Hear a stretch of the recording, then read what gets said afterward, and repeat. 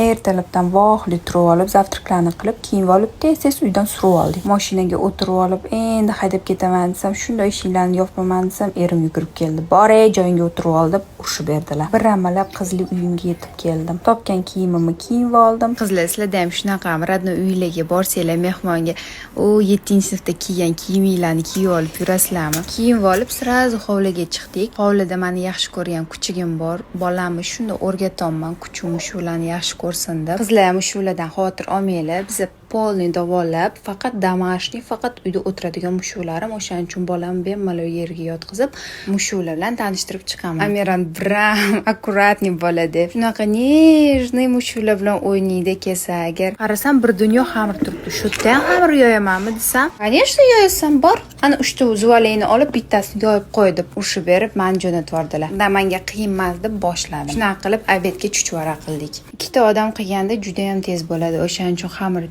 tez yoyib oldimda yurishni boshladik. Shunaqa qilib kunimiz o'tdi. Prosmotr uchun rahmat. Chuchvara zo'r chiqdi, yeb bo'ldik. O'ng tomondagi serdechkani bosib yuborsanglar juda ham xursand bo'lardim.